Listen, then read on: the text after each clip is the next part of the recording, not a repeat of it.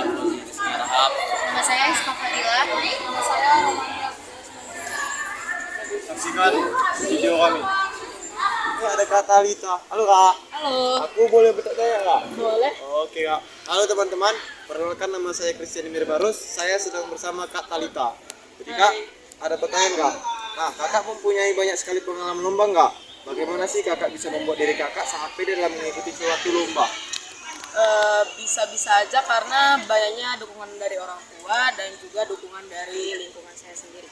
Oh, terus Kak, yang kedua. Nah, takut akan gagal dalam suatu hal pasti pernah terjadi pada Kakak. Nah, mau itu takut dalam gagal ujian, lomba dan lainnya. Saat di kondisi seperti itu, bagaimana diri Kakak mengatasi rasa takut yang akan datang dalam itu? Kalau caraku sendiri itu kayak misalnya pas lagi ada masa-masa ujian itu, aku lebih seringan makan makanan manis sambil belajar. Jadinya nggak ada rasa cemas sama sekali dan juga percaya dalam ujian tersebut. Oh iya Kak, terus ada pertanyaan terakhir ini Kak. Menurut Kakak, apakah lingkungan pertemanan sangat mempengaruhi semangat belajar seseorang? Itu sangat berpengaruh karena di lingkungan saya sendiri banyak orang yang bikin saya malas belajar. Tapi banyak juga, bukan banyak sih, tapi beberapa orang mempengaruhi saya untuk belajar untuk ujian. Oke teman-teman, itu penjelasan dari Kak Talita. Sekian, terima kasih. Perkenalkan, nama saya Iska Fadila. Di sini saya sedang ingin mewawancarai Kakak.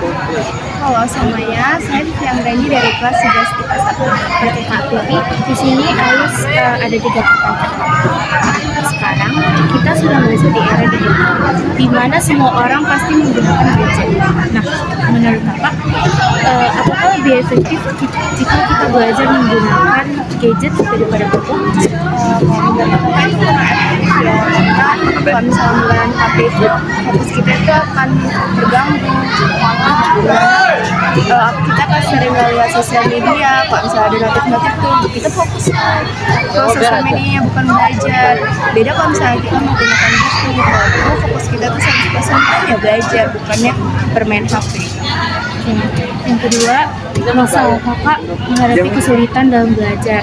Nah, kayak misalnya guru mengajarkan sebuah materi, tapi cara ngajar gurunya itu nggak terlalu efektif di Kakak.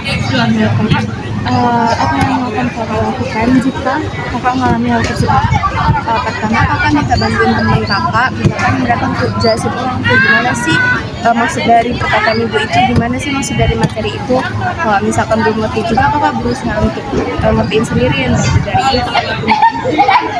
Nah, yang ketiga, banyak murid-murid di luar sana atau bisa jadi di sekitar kita juga yang belajar berjam-jam itu agar mendapatkan nilai yang bagus. Nah, menurut Kakak, apakah efektif bagi seseorang jika belajar tanpa membuat istirahat?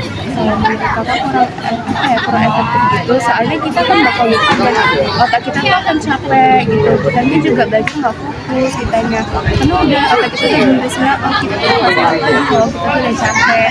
Jadi lebih baik kita belajarnya sedikit-sedikit tapi makasih Kak. Nah, di sini saya mau sebelumnya kamu boleh perkenalan nama dulu.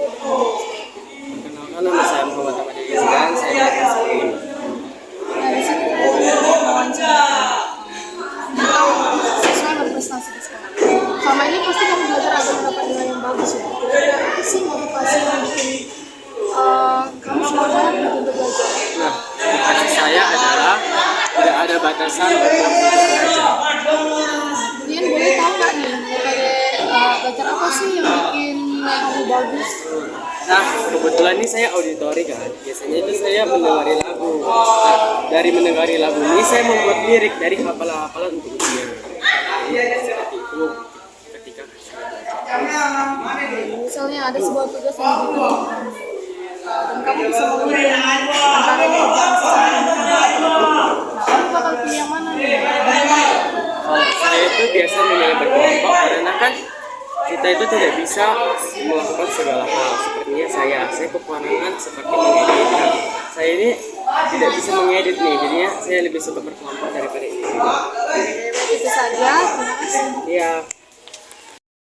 Perkenalkan, nama saya Iska Fadila dan di sini Jadi saya ingin mewawancarai Kakak yang belajar dari kelas 11 IPA 1. Oke, Kak Tia, di sini ada 3 pertanyaan. Pertama, Kakak itu sudah melewati zaman COVID. Nah, gimana saat kita belajar lewat HP atau daring? Nah, menurut Kakak, apakah tipe belajar daring dan online itu lebih mudah daripada offline atau sebaliknya? Menurut saya, berdasarkan pengalaman pribadi saya, karena kalau online daring itu kita nggak dewasa kayak misalnya ada pertanyaan yang kita nggak paham, kita susah buat nanya.